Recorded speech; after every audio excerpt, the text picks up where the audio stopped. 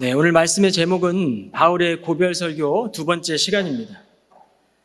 지난주에 우리가 바울의 고별 설교를 듣고 있는데 지난주 말씀에 이어서 후반부의 말씀을 가지고 은혜를 나누겠습니다. 바울의 고별 설교를 보면 바울이 한 말씀 중에 내 목숨보다 더 귀하다 고백했던 그 은혜와 사랑의 복음이 어떤 것이었을까라는 생각이 한 주 동안 제 마음에 머물렀습니다. 은혜와 사랑에 대한 설교 참 많이 했었고 잘 알고 있다고 생각했지만 바울이 죽음을 예견하고 고난 속으로 들어가면서까지 담아내고자 했던 그 깊은 고백을 오늘 여러분들이 말씀을 통해 함께 느껴보시기를 바랍니다. 24절에 보면 은혜와 사랑의 복음을 전하는 일을 완수할 수 있다면 내 목숨이 아깝지 않습니다. 32절에 보면 이제 나는 하나님과 그분의 은혜로운 말씀에 여러분을 온전히 맡깁니다. 여러분, 이 두 구절을 볼 때에 바울의 인생의 주체가 자기 자신이 아니라 무언가 이끌리고 있다는 생각이 들지 않습니까? 바울에게 은혜와 사랑의 복음, 은혜와 사랑의 길이 무엇이었기에 자신의 생명보다 더 귀한 어떠한 힘에 의해서 인도받고 있는 것일까요? 여러분, 그 은혜와 사랑의 복음의 힘이, 그 원동력이 현대 교회에는 사라진 것일까요? 32절을 개역개정 성경으로 보면 지금 내가 너희를 주와 그 은혜의 말씀께 부탁하노니라고 번역합니다. 말씀께 부탁하노니라는 말이 제 눈에 들어왔습니다. 바울은 은혜의 말씀께 부탁한다는 표현을 하고 있는 것이죠. 말씀에 인격성을 부여하고 있는 것입니다. 말씀에 하나님의 인격을 담고 또 말씀에 하나님의 인격이 담겨져 있기 때문에 오늘 우리가 설교를 듣거나 또 말씀을 묵상할 때 말씀의 큰 가치를 자각하게 되는 것입니다. 신학자인 칼바르트는 하나님 말씀을 가리켜 선포된 말씀, 기록된 말씀, 계시된 말씀이라고 했습니다. 선포된 말씀은 매주일 설교를 통해 우리에게 들려지는 말씀입니다. 기록된 말씀은 우리가 성경을 묵상할 때 성경의 말씀 한 글자 한 글자를 가리키는 것이죠. 계시된 말씀은 말씀이 되신 예수님을 가리킵니다. 오늘도 우리가 이렇게 예배에 나와서 말씀을 들어야 될 이유는 오늘 우리가 하나님의 말씀을 들을 때 우리의 영혼을 맑게 해주고 하나님의 말씀에 인격이 담겨져 있기 때문에 그 인격의 말씀을 우리가 듣게 될 때 우리의 인격이 다듬어지게 되는 것입니다. 여러분, 그러나 오늘날 시대를 보면 뿌리를 잃어버린 시대라는 말을 듣습니다. 젊은 세대는 권위와 전통의 뿌리를 거부합니다. 수세기 동안 내려온 전통을 받아들이기보다는 스스로 미래를 선택하고 스스로 개척을 하려고 하죠. 바울은 이 말씀을 존경하는 사람으로 의인화하듯 문학적으로 표현합니다. 여러분, 이 시대에 우리가 바울이 에베소 장로들에게 권면한 말씀은 아마 우리에게도 참된 교훈이 될 것입니다. 여러분, 하나님의 말씀이, 은혜의 말씀이 마음 안에 담겨질수록 오늘 우리의 삶도 우리의 마음도 우리 안에 있는 성품과 인격도 아름답게 빚어지게 됩니다. 마치 향수를 뿌린 사람이 옆을 지나가기만 해도 또 옆에 앉아 있기만 해도 그 향이 맡아지지 않습니까? 그 향을 맡게 되지 않습니까? 바울에게는 지금 죽음의 향기가 아니라 그리스도로 인해 생명의 향기가 흘러가고 있는 것입니다. 여러분, 사람은 마음 안에 가득 찬 것들이 흘러나오게 됩니다. 예수로 가득 차 있던 바울, 은혜와 사랑의 복음으로 가득 차 있던 바울의 마음 안에는 지금 이 시간 설교를 통해 흘러나오고 있는 것이죠. 우리가 살아가며 관계에 목말라 하고 그래서 관계를 떠나 홀로 있는 것도 어쩌면 거절에 대한 두려움일 수도 있지만 진짜 사랑에 대한 목마름입니다. 여러분, 예수님이 사랑하셨던 것처럼 누군가를 진짜 사랑해 보십시오. 그러면 그 사람이 교회로 돌아옵니다. 그리고 예수님께로 돌아옵니다. 여러분, 인간이 은혜가 없으면 철저하게 실패를 경험하죠. 우리는 실패하면 경쟁 사회 속에서 뒤처지는 것을 생각할 것입니다. 그러나 저는 그것을 말하는 것이 아닙니다. 바울은 원래 율법적인 사람이었죠. 율법 안에서 그는 거룩하고 흠이 없기를 원했습니다. 그러나 오히려 그 마음 안에 죄가 가득하고 곤고하다라고 표현합니다. 그러나 그가 그리스도의 복음 안에 있을 때 보라 이전 것은 지나갔으니 새 것이 되었다라고 로마서 8장을 통해 고백하고 있지 않습니까? 바울은 바로 하나님의 말씀을 인격적으로 대하고 만났던 것이죠.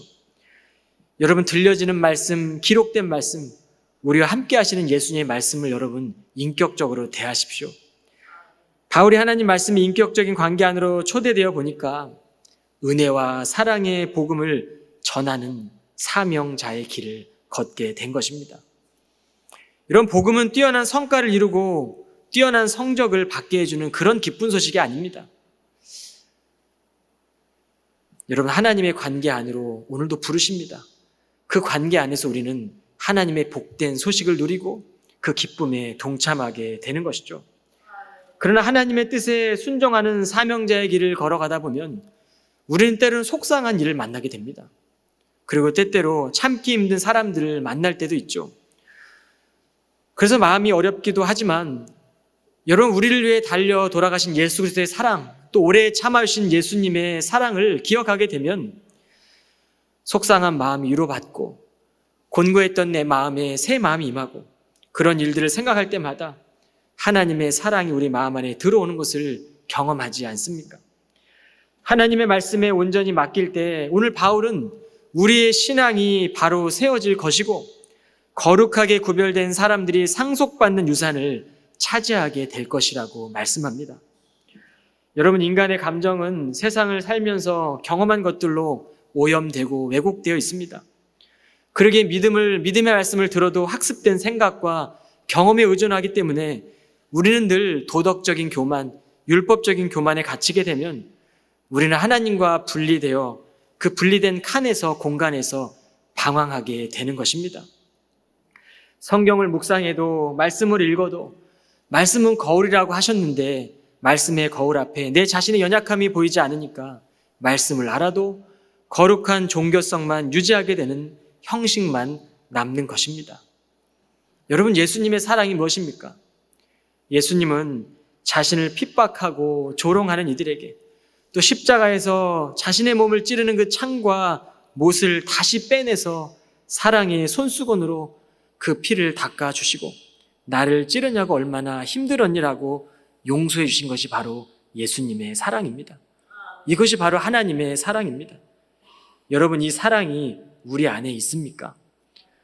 여러분, 이 사랑을 우리가 경험하지 못하기 때문에 방황하고 인생을 살며 주님의 길로 나아가지 못하고 자신의 칸에서 자신이 주인 되어 살아가는 것이죠. 제가 한 해 동안 신방을 다니며 교우들의 은혜와 이 사랑을 받고 정성으로 다해 대접해 주시는 큰 은혜와 사랑을 받게 됩니다. 이 큰 사랑을 받아도 될까 하는 마음이 먼저는 듭니다.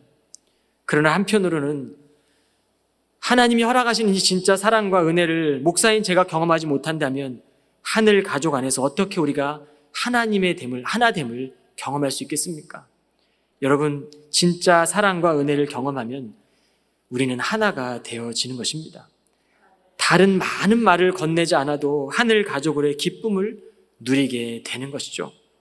서로 이해하는 다른 조건들이 없어도 하나님 안에서 한 가족이 되는 것을 느끼게 됩니다.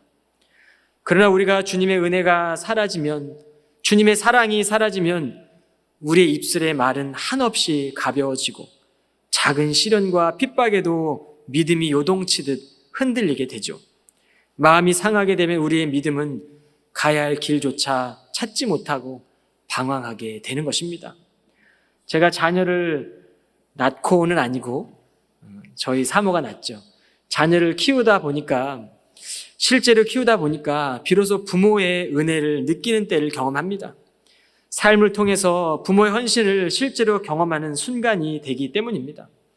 실제로 그 순간을 경험할 때 여러분, 말씀이 육신이 되어 오신 예수님의 사랑이 이런 것이겠구나라고 생각하게 됩니다. 여러분, 예수님의 사랑은 얼어붙은 마음을 녹일 수 있는 참 사랑입니다.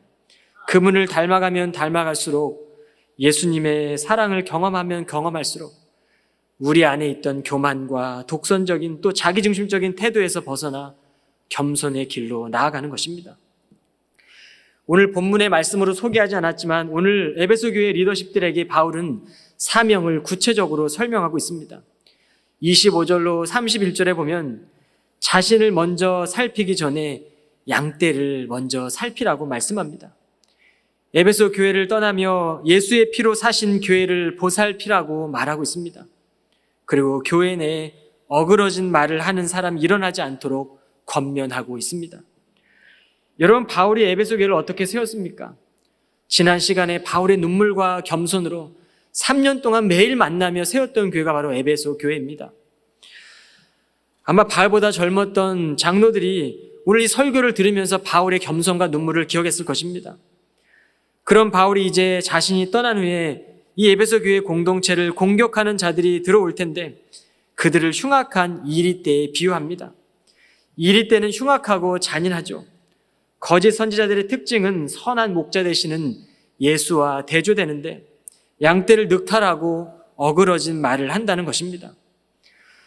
여러분 잘 아시는 리드모 교회를 개척한 팀 켈러 목사는 하나님의 은혜는 남들보다 윤리적으로 더 나은 삶을 사는 이들이 아니라 제대로 살지 못하는 현실을 인정하고 구세주 그 예수 그리스도가 절실하게 필요함을 깨닫는 이들에게 임한다라고 말씀했습니다.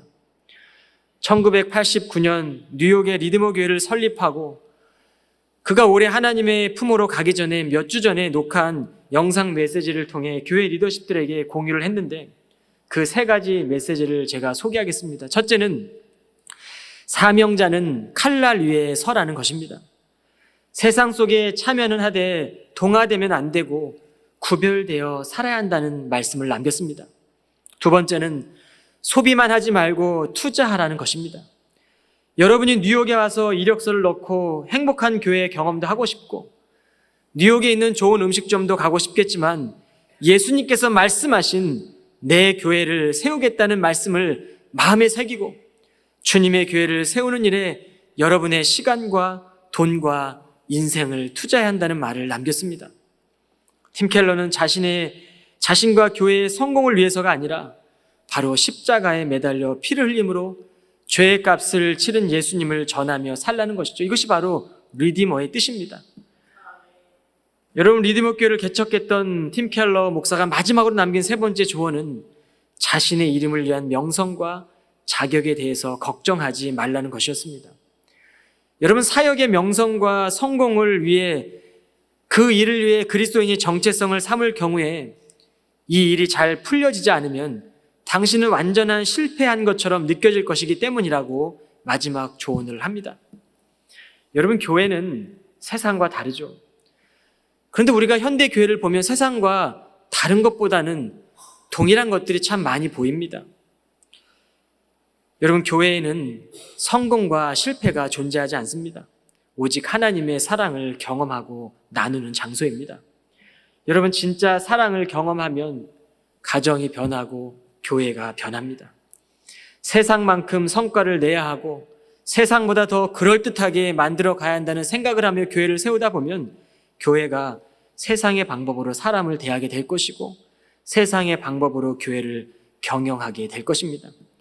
여러분, 하나님의 교회는, 하나님이 세운 몸된 교회는 세상과 다른 것이죠. 우리의 생각으로 세워가려는 순간 하나님의 일하심은 보이지 않고 하나님은 우리 가운데 동행할 수 없을 것입니다. 우리가 침묵할 때 하나님이 일하십니다. 때로는 하나님은 침묵 속에서도 일하십니다. 고난 속에서도 일하시고 잘 풀려가는 삶 속에서뿐만 아니라 잘 안 되는 것 같을 때에도 일하십니다.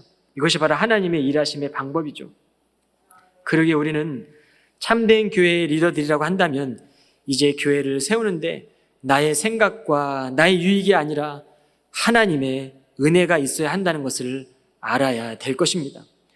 그렇다면 지나가는 한마디도 하나님의 영광을 위해 던지고 하나님의 마음으로 우리는 이야기해야 합니다. 자신의 태도에 있어서는 엄격하고 다른 이들에게 향하여서는 그 마음이 한없이 관대해야 합니다. 사람들은 자기가 옳다는 전제하에 타자를 바라보는 이 관점 때문에 은혜의 이 인격성을 파괴하는 뿌리를 만들어내는 것이죠. 이 뿌리가 깊어지면 깊어져서 우리는 그 뿌리를 통해 비인격적인 열매를 맺게 되는 것입니다. 여러분 35절로 38절에 보면 바울은 또한 나는 연약한 자들을 돕는 일에 늘 본보기가 되려고 애써 왔습니다. 할 수 있는 한 힘껏 일해서 연약한 자들을 도우려고 애썼습니다. 이처럼 내가 본을 보였으니 여러분도 주는 것이 받는 것보다 복이 있다라고 하신 주님의 말씀을 기억하면서 마땅히 연약한 자들 힘껏 도와야 할 것입니다. 말을 마치고서 바울은 무릎을 꿇고 장로들과 함께 기도를 드렸다. 에베소 교회의 장로들은 작별을 슬퍼하면서 모두가 크게 소리내어 울면서 바울의 목을 끌어안고 입을 맞추었다. 다시는 자기 얼굴을 보지 못하게 될 것이라는 바울의 말에 장로들은 몹시 가슴이 아팠다. 그들은 무척 슬퍼하면서 배 타는 곳까지 바울을 전송하였다. 바울은 에베소 장로들에게 내가 먼저 본을 보인 것처럼 또 예수님이 말씀하신 것처럼 주는 것이 받는 것보다 복이 있다. 이것을 깨닫고 연약한 지체를 섬기라는 마지막 메시지를 전하고 있습니다. 여러분, 믿음이 연약한 자에게 하는 은혜의 한마디, 우리가 섬기는 작은 그 섬김이 연약한 지체를 세우는 것이죠. 여러분, 말 한마디가 사람의 인생을 변화시킵니다. 말 한마디가 힘을 주고 용기를 주고 삶을 변화시킵니다. 작은 것서부터 받은 하나님의 은혜를 보내는 삶이 복된 것이죠. 그래서 하나님의 은혜를 아는 사람은 쉽게 말할 수 없습니다.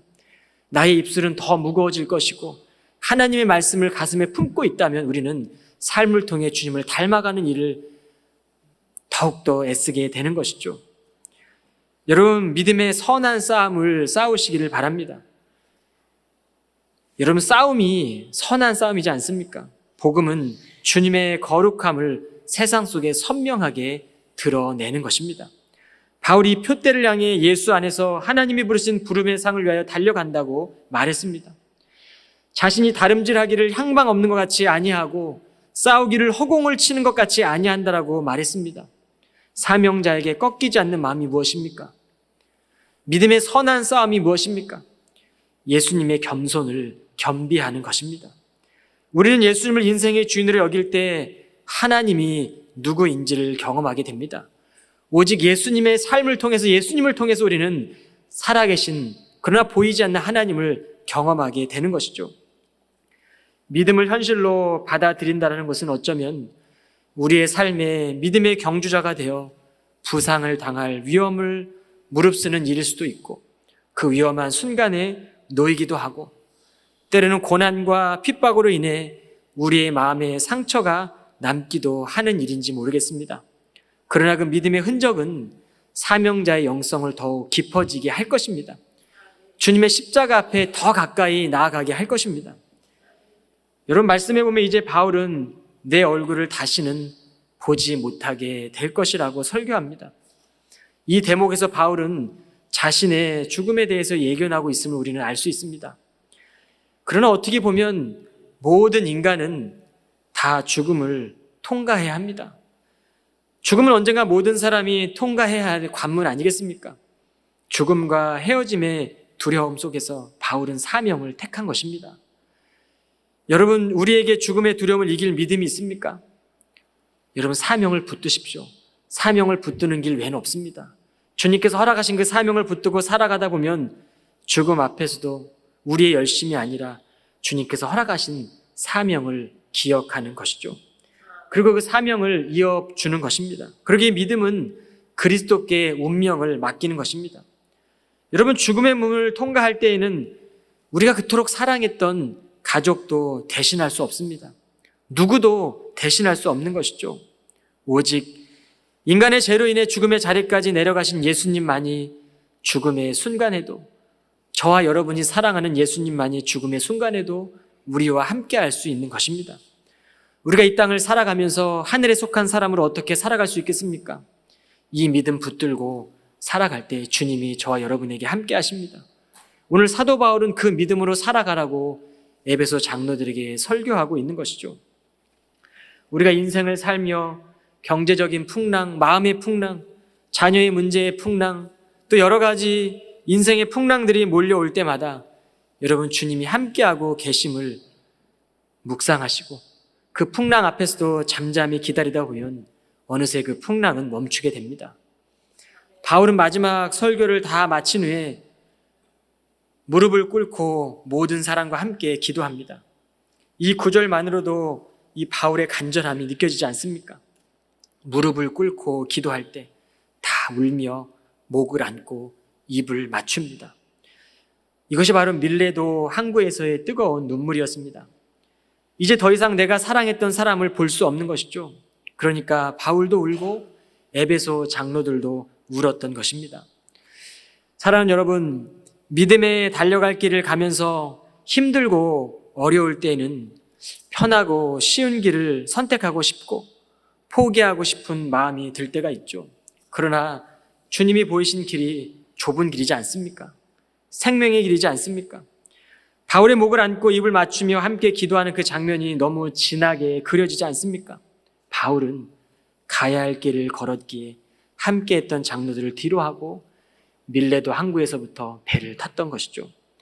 그 길은요, 다시 오지 못할 길이었습니다. 여러분, 그의 영혼은 성령이 이끌려 기쁨으로 나아갑니다.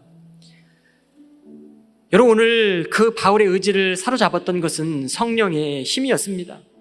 바울은 그 하나님의 위대한 섭리를 바라보며 땅끝까지 복음을 전해야 되는 사명을 잃지 않았던 것입니다.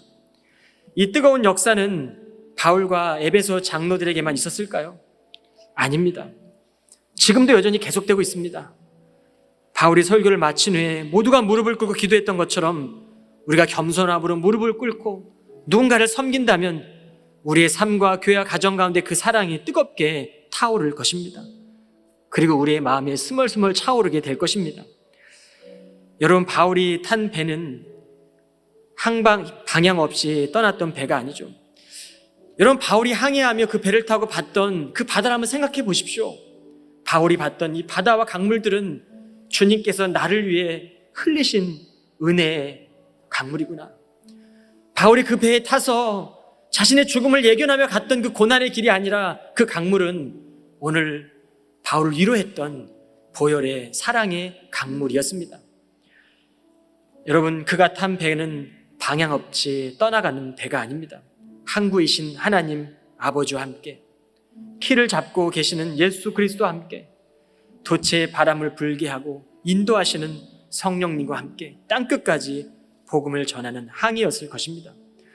여러분, 한 주도 인생의 항해를 하며 오늘 바울처럼 주와 동행하며 승리하는 교우가 되기를 원하는 시간 말씀을 기억하며 잠시 기도하고 제가 기도하겠습니다. 다 같이 기도합니다. 거룩하신 하나님, 이 시간 바울이 함께했던 그 성령이 우리에게도 함께하여 주옵소서. 인생의 바다를 걸어갈 때마다 풍랑을 만나고 어려운 일을 만날 때마다 그 풍랑 가운데 주님의 은혜와 주님의 사랑의 보혈을 보게 하시며 그 사랑과 은혜에 매여 우리가 걸어가길 원합니다. 잃어버린 사명감의 뜨거움으로 타오르게 하시고 기억해야 될 그 한 가지 주의 사랑을 증언하는 일에 그 사명에 불타오르게 하시며 우리의 마음에 틈과 균열을 일으키는 죄를 회개하며 결단하게 하시고 부정적 감정에 이끌리지 않으며 주의 섭리의 약속들을 의지하며 나아가는 우리 캐물리치 모든 교우들이 될 수 있도록 주님 인도하여 주옵소서. 하나님의 은혜와 사랑의 복음이 우리의 인생 가운데 가득 채워질 수 있도록 우리의 마음을 인도하여 주옵소서. 바울이 에베소 장로했던 이 고별 설교가 2000년 전에 이 설교가 살아있는 하나님의 음성으로 우리에게 들려지게 하시고 한 주를 살아가며 풍랑을 만날 때마다 주님이 나와 동행하시지, 주님이 나와 함께 하시지라고 그 풍랑을 바라보며 주님의 은혜와 사랑을 경험하는 복된 복음의 통로자들이 될 수 있도록 하나님 인도하여 주옵소서. 거룩하신 하나님, 오늘 시간 말씀을 통해 하나님의 은혜와 사랑의 복음이 우리의 인생에 가득 채워지게 하옵소서. 예수 그리스도의 이름으로 기도합니다. 아멘.